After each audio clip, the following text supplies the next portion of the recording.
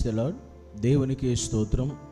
మన ప్రభువును రక్షకుడైన యేసుక్రీస్తు ఉన్నతమైన శ్రేష్టమైన నామములో అందరికీ కూడా శుభాభివందనాలు. ఈరోజు ఉదయకాలపు అనుదిన వాక్య ధ్యానాన్ని మనం చదువుకుందాం. పరిశుద్ధ గ్రంథం నుంచి కీర్తనలు 106వ కీర్తన 25వ వచనం.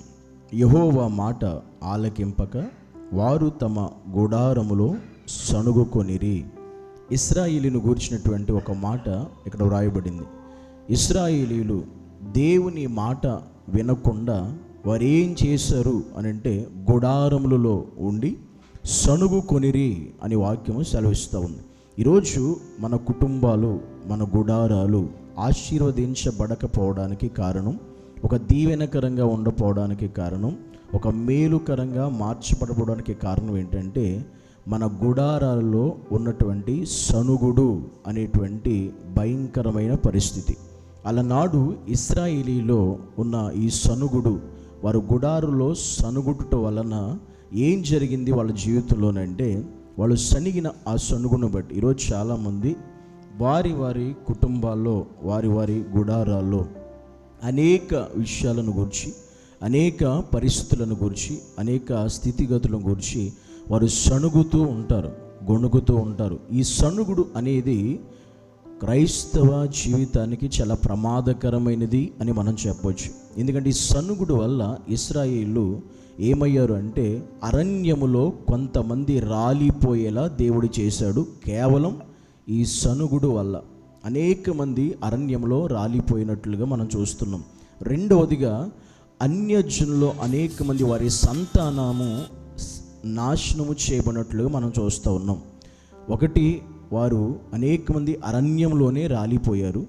రెండవదిగా వారి సంతానము నశించిపోయినట్టుగా మనం లేఖనాల్లో మనం చూస్తున్నాం. మూడవదిగా వారి కుటుంబాలు దేశాలలో చెదరిపోయారు. ఈ మూడు కార్యాలు జరగడానికి కారణం ఒకటే. అది ఏంటి అని అంటే వారి గుడారములో సణుగుడు అనేది ఉండడం వల్ల. నేటి దినాల్లో మన కుటుంబాల్లో, క్రైస్తవ కుటుంబాల్లో, క్రైస్తవ జీవితాల్లో సణుగుడు అనేది మన జీవితంలో ఉండకూడదు. ఏ విషయంలో మనం సనగకూడదు. భార్య అయినా, భర్త అయినా, బిడ్డలైనా, ఎవరైనా కూడా ఒక సణుగుడు, లేదా మన గురించి అయినా, లేదా ఇరుగు పొరుగు వారి కుటుంబాల గురించి అయినా, ఎదుటివారి గురించి అయినా, నువ్వు సణుగుడు అనేది నీ కుటుంబంలో కనబడితే అది ఏం చేస్తుంది అంటే మనల్ని రాలిపోయేలా చేస్తుంది.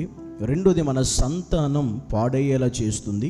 మూడోదిగా మనం చెదరిపోయేలా చేస్తుంది. ఈ పరిస్థితులు ఇశ్రాయేల్లో జీవితంలో అనుభవించారు కనుక దేవుడు మనతో మాట్లాడుతూ, మీరు సనగకుడి. సణుగుడు అనేది మీ జీవితాల్లో, కుటుంబాలలో, గుడారాల్లో ఉండకూడదు. ఇశ్రాయేలు ప్రజలు యెహోవా మాట వినకుండా, దేవుని మాట వినకుండా, వాక్యం వినకుండా, వాక్యానుసారంగా కాకుండా సణుగుడు అనేటువంటి ఒక పరిస్థితిని బట్టి అనేక మంది నశించిపోయారు. ఈరోజు ఒకవేళ ఈ సణుగుడు అనేది ప్రతి చిన్నదానికి, ప్రతి విషయానికి నువ్వు సణుగుతున్నావేమో, సణిగే వ్యక్తిగా కనబడుతున్నావేమో ఒకసారి ఆలోచించుకో. దేవుని సన్నిధి ఎదుట ఆయన వాక్యం చెబుతూ, అలాంటి సణుగుడు నీ కుటుంబంలో ఉందా? నీ వ్యక్తిగత జీవితంలో ఉందా? నీ గుడారంలో ఉందా?